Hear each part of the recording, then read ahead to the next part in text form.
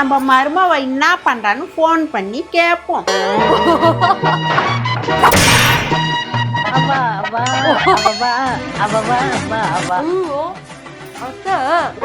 சொல்லுங்க அத்தை.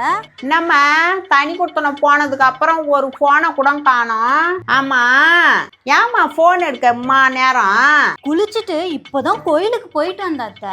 குளிச்சுட்டு கோயிலுக்கு போய் வந்தியா? நம்புற மாதிரி இல்லையே.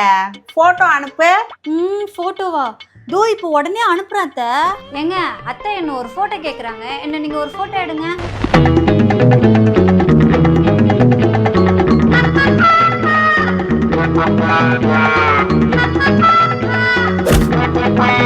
அனுப்பிட்டான் அத்தை.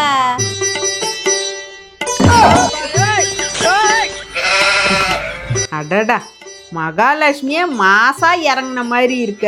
தனி கொடுத்தனம் போன உடனே தாறுமாறா பொறுப்பு வந்துடுச்சு.